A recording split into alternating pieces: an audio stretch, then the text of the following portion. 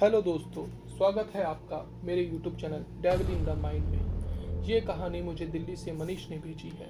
ये उस वक्त की बात है जब मनीष की उम्र 19 से 20 साल की होगी। मनीष दिल्ली में अपने परिवार के साथ रहा करता था। उसके परिवार में उसके बड़े भाई, उसकी बड़ी बहन और उसके मम्मी पापा साथ रहा करते थे। वो सारी फैमिली ग्राउंड फ्लोर पर रहा करती थी और उन्होंने अपना 3 मंजिला का मकान किराए पर चढ़ाया हुआ था। उनके मकान में पहली मंजिल पर कुछ लड़के रहा करते थे। शुरू शुरू में तो वो लड़के अकेले ही रहा करते थे, मगर बाद में वो अपनी मम्मी और बहन को भी लेकर आ गए। उन लड़कों की बहन का नाम शिवानी था। शिवानी की उम्र भी कुछ 19 या 20 साल की रही होगी।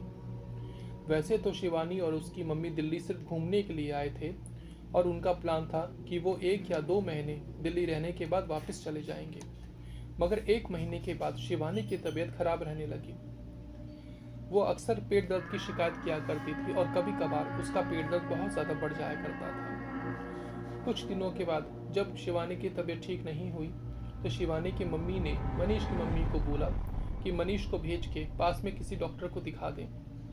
मनीष, शिवानी और उसकी मम्मी उसको लेके एक डॉक्टर के पास गए, जहां डॉक्टर ने उसका चेकअप किया और उसको 3 दिन की दवाई देकर वापस घर भेज दिया और बोला कि 3 दिन के बाद आके एक बार दोबारा चेकअप करवा लेना।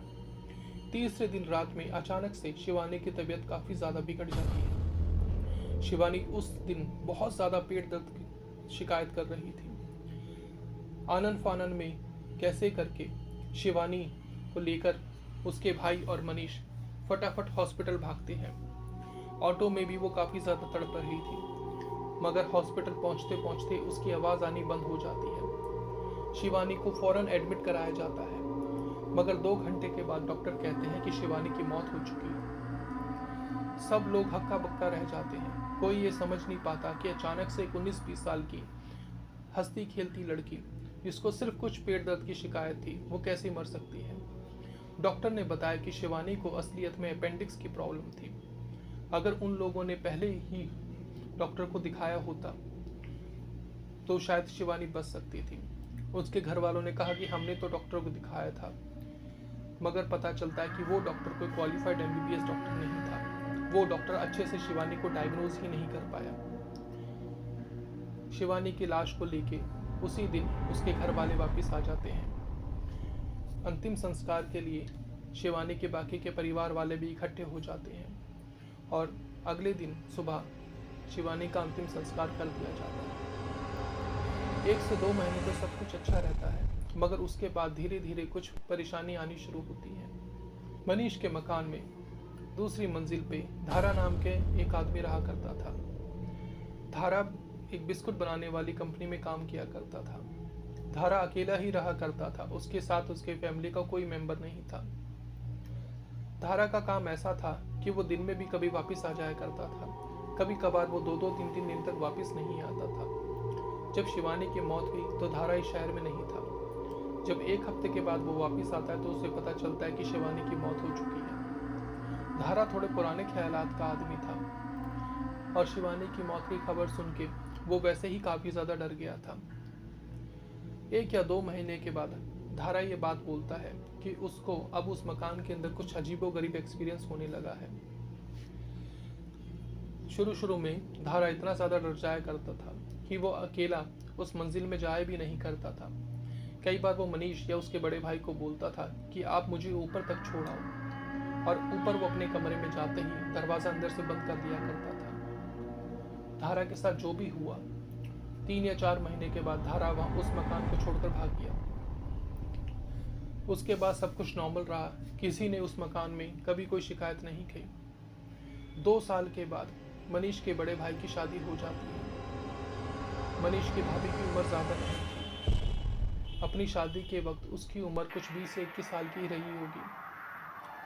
उसकी भाभी के आने के 2 या 3 दिन के बाद तक सब कुछ ठीक चलता रहा, मगर तीसरे दिन मनीष की भाभी अचानक रात के 12 बजे के आसपास बहुत ज़्यादा चीखना चिल्लाना करती है। किसी को ये बात समझ ही नहीं आती कि इस बच्ची को हुआ क्या है। वो शुरू शुरू में उसे दवाई देते हैं, पेट दर्द पूछते हैं, कहीं और कुछ तबीयत खराब हुई है वो पूछते हैं, मगर मनीष की भाभी कुछ भी ठीक से जवाब नहीं देती है। उस वक्त मनीष का भाई घर पे नहीं था। मनीष आसपास डॉक्टरों को पूछता है। डॉक्टर आके उसे चेक भी करते हैं, बट कहते हैं कि सब कुछ ठीक है, इसको सुबह एक बार हॉस्पिटल चेक करा लीजिए या फिर इसके घर में से किसी को बुला लीजिए। करते करते रात के 2 बज जाते हैं। मनीष की भाभी का चीखना चिल्लाना बंद ही नहीं होता। आसपास के कुछ लोग सलाह देते हैं कि पास में ही एक मौलाना रहते हैं, क्यों ना उनको बुला लिया जाए। मनीष रात के 2 बजे उस मौलाना के पास जाता है। मौलाना सारी बात सुनकर और उस मकान में क्या हादसा हुआ आने से साफ साफ मना कर देता है और कहता है कि मैं आपकी कोई मदद नहीं कर सकता। मनीष ये बात सुन के वापस अपने घर आ जाता है। मनीष जिस गली में रहा करता था उसी गली में आखिरी मकान में एक पंडित रहा करता था। वैसे तो मनीष उसको भैया बोला करता था और उनके साथ उनका व्यवहार एक आम पड़ोसी की तरह ही था, मगर जब वो पड़ोसी मनीष की परेशानी सुनता है तो वो उनके घर आता है। काफ़ी देर झाड़ फूक करने के बाद वो पंडित मनीष को बताता है कि शायद तेरी भाभी ने उस लड़की को दोबारा देखा है। मनीष को इस बात का बिल्कुल यकीन नहीं होता कि ऐसा कुछ हो सकता है, मगर अपनी भाभी की हालत देख के वो भी इस बात पे यकीन करने के लिए मजबूर हो जाता है। कैसे भी करके वो रात कटती है और अगले दिन उसकी भाभी शांत होती है। इस बात का ज़्यादा बखेड़ा ना बन जाए इसलिए मनीष के घर वाले उसकी भाभी को उसके घर भेज देते हैं। 1 हफ्ते के बाद उसकी भाभी वापस आती है, मगर वो उस कमरे में एंटर करने से साफ साफ मना कर देती है। मनीष का भाई भी अपनी वाइफ के साथ 3rd फ्लोर पे चला जाता है। अब जो 1st फ्लोर का कमरा था, जिस कमरे में कभी शिवानी रहा करती थी, उस कमरे में मनीष खुद रहने लग जाता है। मनीष क्योंकि उस वक्त अपनी पढ़ाई ही कर रहा था, तो मनीष इन चीज़ों को पे ज़्यादा बिलीव नहीं करता था। मनीष वहाँ पर 2 या 3 महीने रहता है, मगर कभी भी उसे ऐसा कुछ एहसास नहीं होता। एक दिन सुबह की बात, मनीष का बड़ा भाई छत पे सो रहा था। गर्मी ज़्यादा होने की वजह से मनीष का भाई उतर के मनीष के कमरे में आ जाता है। सुबह के 9 बज रहे थे, मगर मनीष का भाई आलस के मारे उठ ही नहीं रहा था। उस बिल्डिंग में कोई नहीं था, सब लोग अपने अपने काम पे जा चुके थे। ज़्यादातर उस बिल्डिंग में काम करने वाले लोग आसपास की फैक्ट्री में काम किया करते थे, इसलिए वो लोग सुबह 8 या 8:30 बजे तक बिल्डिंग से चले जाया करते थे। मनीष भी अपने कॉलेज गया हुआ था और उसके पापा भी काम पर गए हुए थे। बिल्डिंग में सिर्फ मनीष की मम्मी थी जो कि ग्राउंड फ्लोर पे काम कर रही थी। मनीष के भाई को अचानक एहसास होता है कि किसी ने उसका पैर पकड़ के खींचा है। शुरू में तो वो इस बात पे ध्यान नहीं देता, मगर जब ये हरकत 2 या 3 बार होती है तो मनीष का भाई काफ़ी ज़्यादा डर जाता है। वो उतर के नीचे भागता है और ये सारी कहानी अपनी मम्मी को बताता है। उसकी मम्मी भी डर जाती है। जब मनीष और उसके पापा शाम को घर वापस आते हैं तो मनीष का भाई और उसकी मम्मी उनको ये सारी बात बताती है। वो लोग बिल्कुल यकीन नहीं करते कि हमारे घर में ऐसा कुछ हो सकता है। कुछ दिनों के बाद मनीष की भाभी भी अपने घर से वापस आ जाती है। जब उसकी भाभी वापस आती है तो वो सब लोग एक साथ बैठ के इस बारे में बात कर रहे होते हैं और मनीष मजाक मजाक में अपनी भाभी से पूछता है कि भाभी क्या हुआ था उस दिन। उसकी भाभी बताती है कि उसने किसी लड़के का हाथ उस कमरे के जंगले के अंदर से आता हुआ देखा था।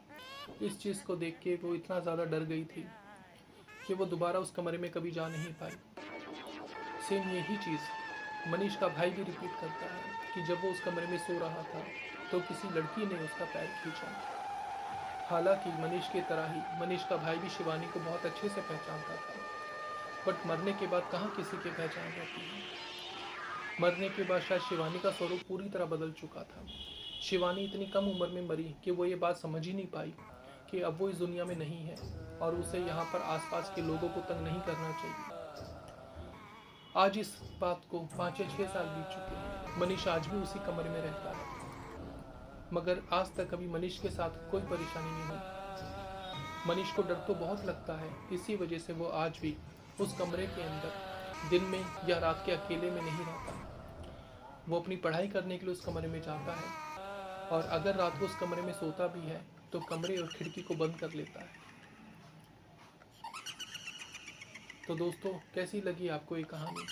अगर आपको ये कहानी पसंद आई हो तो इस कहानी को प्लीज़ अपने दोस्तों के साथ शेयर ज़रूर कीजिएगा। मिलते हैं आपसे अपनी अगली वीडियो के अंदर।